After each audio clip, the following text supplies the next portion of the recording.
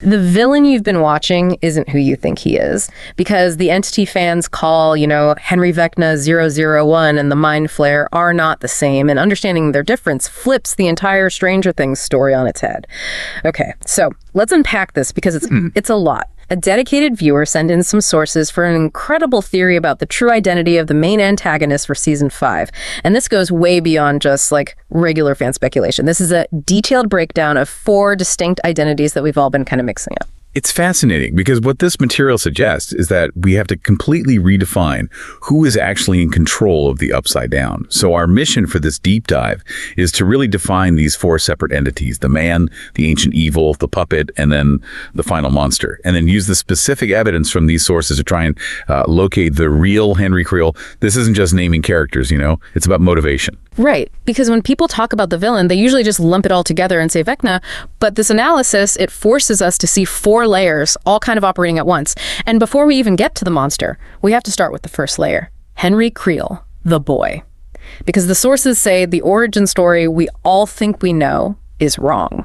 Let's start there with this really revolutionary idea they present. So layer 1 is Henry Creel, the original human boy. We all think of him as this, dark, dangerous kid who found his powers in the Hawkins house and chose to be evil. Yeah, that's the flashback. That's the whole story. But these sources argue he was already infected by the Mind Flayer, this distant consciousness, using him as a host before the Creel family even moved to Hawkins in 1959. Wait, hold on a second. That changes absolutely everything about his character. So if he was already infected, then what we saw in the flashbacks, him becoming a sociopath, attacking his family, that wasn't the origin of his evil. No, it was a symptom.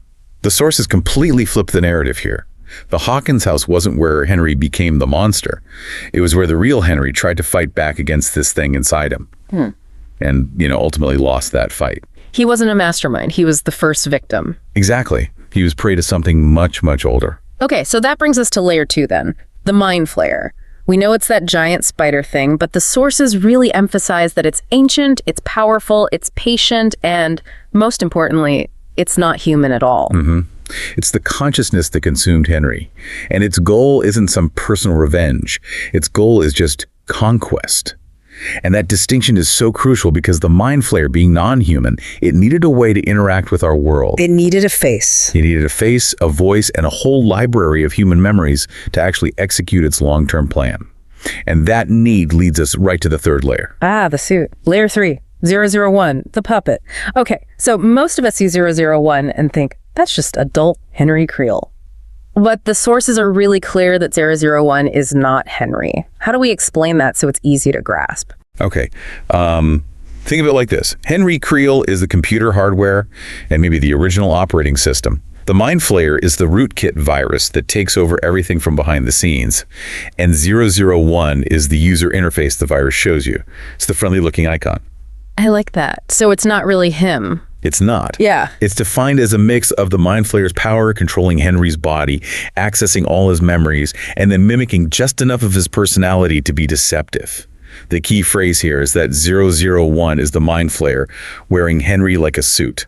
So that friendly, protective orderly in the lab who helps Eleven, the one who acts like a victim himself, that was all just the Mind Flayer strategy using the Henry suit to manipulate her. That is horrifying. But then that suit gets destroyed, right? Eleven sends him to the Upside Down. So what happens when the suit is burned away? Well, that destruction forces the final evolution, layer 4. Vecna, the final monster. Once 001's body was thrown into that hellscape, the Mind Flayer didn't need the suit anymore. The goal wasn't subtle manipulation. No, it was all out war. Exactly. So it stripped away the 001 persona, the human face, the sympathetic backstory, all those little Henry traits. Vecna is the Mind Flayer's final, pure, monstrous form. It's the naked consciousness of that dimension. So we have the original boy, Henry, the ancient evil, the Mind Flayer, the human mass, 001, and the final monster, Vecna. So if 001 was just the suit and Vecna's the monster, the big question is, what happened to the actual Henry Creel, the kid whose consciousness got pushed down all those years ago? This is where it gets really good. Right, and if we connect this to how consciousness and memory work, the sources suggest Henry's mind was never destroyed. It couldn't be. The Mind Flayer needed his memories, his knowledge of being human, to even create the 001 suit in the first place. Yeah. So instead of being erased, Henry was trapped deep deep inside Vecna's mind, and he's been hiding there this whole time. Hiding, but not just as a prisoner. You're saying he's active. He's active. He's been creating a protected space. A pocket dimension. Like a safe room inside the monster's own head, built out of his own human memories. I mean, it completely upends the idea that the Mind Flayer is in total control. It suggests there's this constant internal civil war happening. And we can see the evidence of that war. We can see it in the fates of specific victims. The sources point directly to Holly Wheeler and those other 3 missing kids from Will's vision of Vecna's lair. This isn't just a scary vision, it's showing us different patterns of how victims are being held. Yeah, that's a good point. When we see Max, she's trapped in that awful red hellscape, reliving her worst trauma over and over. But these new kids, Holly included, they're shown in a place that looks nothing like that. Precisely. It's a protected, almost calm space. And that protected area, according to these sources, is the sanctuary created by the real Henry. He's using the last bits of his own consciousness to shield these children from the Mind Flayer's torture. He's fighting it from the inside. That is a massive claim. The protector inside the monster. So this raises a huge question for you listening. How do we know this protector is really Henry? How do we know it isn't just another, super sophisticated trick by the Mind Flayer? What's the proof? This is where we get to the visual clue that, for me, makes the entire theory click. It's a tiny detail that almost everyone missed. The figure seen protecting Holly in that safe space is consistently wearing 1950s era clothing.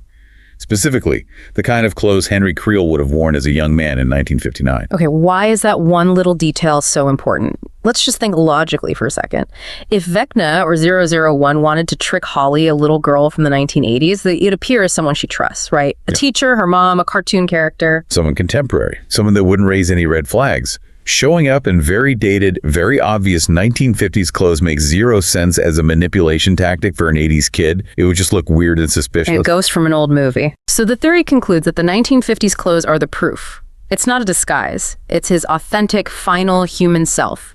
He's showing himself as the last person he remembers being before the Mind Flayer took over completely. It's the truth of who he is, not a lie to trick her. And the sources dig into just how intense this internal battle must be. The Mind Flayer's consciousness is now essentially fractured. You have Vecna, the monster, out in the world opening gates. But inside, you still have that aggressive 001 fragment, that old persona that wants to torture victims like Max. And then fighting against both of them is Henry Creel from his little sanctuary. And one of the most incredible points here is how he protects them. The theory says Henry is fighting back by using fear as a wall to keep the 001 part away from Max. He's hijacking the very emotion the Mind Flayer uses as a weapon and turning it into a defense shield for his sanctuary. It's a literal battle of personalities inside one body. And this whole idea of an internal war is backed up by how the kids are acting in there. They're communicating with each other. Holly and Max are allowed to meet and talk inside this safe space. You have to ask yourself, why on earth would the villain let his victims organize? It makes no sense. A villain's power comes from isolation, from psychological warfare. The only answer that fits, according to this theory, is that Henry wants them to know the difference. The difference between Vecna, the monster, and him, the protector, stuck inside. If this was a Mind Flayer trick, Holly would be alone and terrified. Instead, she's getting help. And you see these small, genuine acts of protection that fans have pointed out in these sources. Like one comment noted that Henry somehow gave Holly her favorite song while she was trapped. That's an act of care, not torture. Yeah, and another viewer pointed out that this protector figure told Holly not to go into the woods. In the show, the woods are always where Vecna's influence is strongest, so he's actively trying to keep her away from the 001 fragment or Vecna itself. These are conscious protective actions. And this opens the door to other related theories from the sources that also support this idea of a trapped consciousness. For instance, one theory suggests that the Mind Flayer's hold on Henry was actually much weaker when he had that inhibitor chip in his neck at the lab. Ah, so the chip was holding the Mind Flayer back, not just Henry's powers. Right. And only when 11 took the chip out could the Mind Flayer regain full, terrifying control. That's what caused that sudden, massive shift in 001's personality. So it wasn't Henry breaking bad, it was the Mind Flayer getting the keys back to the car. And finally, let's talk about the clocks. The famous grandfather clock. There's a fan idea that challenges the belief that Henry was obsessed with clocks. The theory suggests Henry was never obsessed with them. The mind player is obsessed with clocks because it comes from a dimension that doesn't have time. Whoa. So the clocks aren't Henry's personal calling card. They're the mind flayer's signature. It's a symbol of it invading and controlling a world that's defined by something it doesn't have. That's so much deeper. The sources really make a compelling case that these aren't just accidents. They're deliberate clues pointing to this deeper internal struggle that's being set up for the finale. So what does this all mean for you as you're getting ready for the final season? This deep dive paints a picture where the final battle in Stranger Things 5 isn't just going to be 11 versus the monster outside. It's going to be a simultaneous, maybe even more important, confrontation between the man who was consumed and the monster that consumed him. The ancient evil couldn't destroy Henry, it could only trap him, and now that prison is starting to fight back. The complexity of it all, the careful layering of these identities, that subtle clue of the 1950s clothes, the entire concept of a consciousness hiding inside its own monster. It's just an incredible example of how you can analyze a story from these small overlooked details. It really forces you to see that every little thing matters. And if Henry Creel, decades after being taken over, is capable of creating a sanctuary inside the mind flayer's mind using his own memories, that leaves us with a really provocative final thought. Does this mean that every single victim Vecna has ever consumed might also have a dormant, localized consciousness hidden somewhere in the Upside Down, just waiting for their own chance to fight back? Could the final defense against the monster be an army of all the minds he's ever taken? If you enjoy this video, please like, share, subscribe, and hit the bell to the later update from my channel. Thank you for watching till the end, and see you in the next video.